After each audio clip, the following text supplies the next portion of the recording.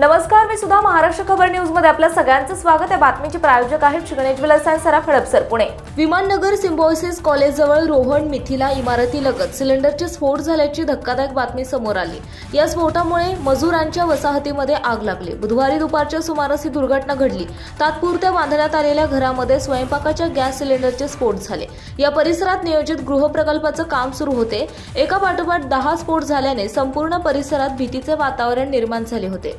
आग लागल्याचे समजताच वसाहतीतील महिला आणि लहान मुले घराबाहेर पडली। आगीची माहिती मिळताच अग्निशमन दलाचे जवान घटनास्थळी दाखल झाले आणि आग आटोक्यात आणली गेली, अशी प्राथमिक माहिती समोर आली आहे। वसाहतीतील छोट्या घरात जवळपास 100 सिलेंडर ठेवण्यात आले होते। त्यापैकी 10 सिलेंडरचा स्फोट झाल्याची माहिती अग्निशमन दलाच्या अधिकाऱ्यांनी दिली। या घटनेमध्ये बांधकाम मजुरांची घरे जळाली असून गृहोपयोगी साहित्याचे मोठे नुकसान झाले। एका मागोमाग 10 सिलेंडरचा स्फोट झाल्याने परिसरात घबराटीचे वातावरण निर्माण झाले होते।